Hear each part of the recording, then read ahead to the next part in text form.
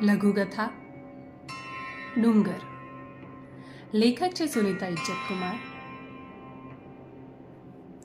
ડુંગર એમ કઈ હથિયાર હેઠા મેલી દે તેવો ઓછો કે અધીરો નહોતો. તે કદમાં ટૂંકો હતો, પણ એની ઊંચાઈ ઘણી હતી. આજે જ્યારે સંબંધો ત્રાજવે તોડાય છે, ત્યારે આ ભોળિયાને એનો બાધ. કણસતા સંબંધોને સજીવન કરવા અને સૌના જીવનને સ્વથી થોડું વધુ સુખમય બનાવવા ડુંગર અકર્તા ભાવે મથનારો હતો.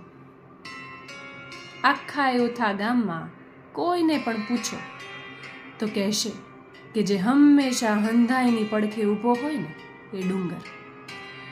સ્વાર્થ વૃત્તિ એના ત્રાજવે કદી નમતી નહીં. ડુંગરની ડાગડી તો ત્યારે ચસકતી જ્યારે એના સગા જ એને સમજતા નહીં, એના કર્યા કારવ્યા ઉપર પાણી ફેરવતા. બાપ સમાન મોટા ભાઈએ કર્યું તું પણ એવું કે ડુંગરની ડાગડી ચસકે, પણ પોતિકાની સામે એ કરે શું? એટલે પછી ધૂંધવાતો ડુંગર મૂંગો મંતર બની દાડાના દાડા પાદરે આવેલા રામજી મંદિરના ઓટે ધૂણી ધખાવીને બેઠો રહેતો. ચોરે બેઠતા ભાભીઓની વાત્યું સાંભળતો ને દરેક વાતમાંથી શુભને તારવીને ગાંઠે બાંધતો. એકવાર તે આમ જ બેઠો હતો. બપોરનો સમય હતો. સૂરજ દાદો બહાર ધકતો હતો ને ડુંગર માલીપા. એક સાધુ પગપાળા નીસર્યા. રસ્તા પર તરફડતા એક વીંછી પર એની નજર પડી. સાધુ એને પકડીને છાંયડે મૂકવા ગયા. એ તો સાધુને ડસવા લાગ્યો, છતાં સાધુએ પોતાનું કાર્ય ચાલુ જ રાખ્યું. અંતે થોડા પ્રયત્નના અંતે વીંછીને ઉચકીને છાંયડે મૂકી જ દીધો. ટોળે વળેલા લોકોએ સાધુને વાર્યા કે વીંછીના દંશથી કંઈક થઈ જશે તો?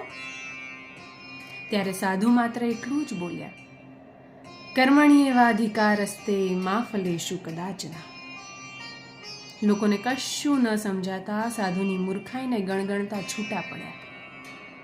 પણ કોણ જાણે આમાંથી ડુંગરને કશું હાથ લાગ્યું હોય એમ સફાળો ઉઠ્યો અને મોજમાં ભજન ગાતો ઘર ભણી વયો. આજે કેટલાય દાડે પોતાના ઘરવાળાને આમ પ્રસન્ન જોઈ દૂધી મનોમન પ્રભુનો પાડ માની રહી. ઘરવાળાને ભાવતું ભોજન રાંધવા દૂધી જેવી રાંધણીએ બેઠી કે તરત પહેલાની જેમ જ એની લગોલગ ખાટ ઢાળીને ડુંગર બેઠો. બેઉની આંખમાંથી ઉડી ગયેલી ચમક ફરી અંજાઈ હતી. દૂધી ખરેખર દૂધી જેવી નરવી હતી. એટલે જ તો ડુંગરનું બળ હતી. ડુંગર પણ સમજતો કે વાસણ હોય તો ખખડે, એટલે તો કદી પોતાના મૂળને ભૂલતો નહીં. કુટુંબ પ્રેમી દૂધી પણ એને ક્યાં ભૂલવા દેતી હતી. જ્યારે ડુંગર કોઈથી દુભાતો કે રાજી થતો, ત્યારે દૂધીના ખોળે માથું રાખી બધાને યાદ કરતો ને ફરિયાદ પણ.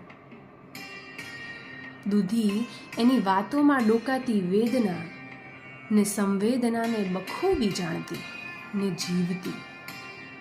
છતાં અંતે તો એમ સમજાવે કે બીજા જે કરે તે કરે, પણ આપણે તો માવતરની આતરડી ઠરે એવું જ કરવાનું હો. વળતે દાડે ડુંગરે જ્યારે પામ્યાનું ઋણ ચૂકવવા પોતાના મૂળ ભણી ફરી ડગ માંડ્યા, ત્યારે સૌનો નવા દીનો નવો સૂરજ ઉગવામાં હતો.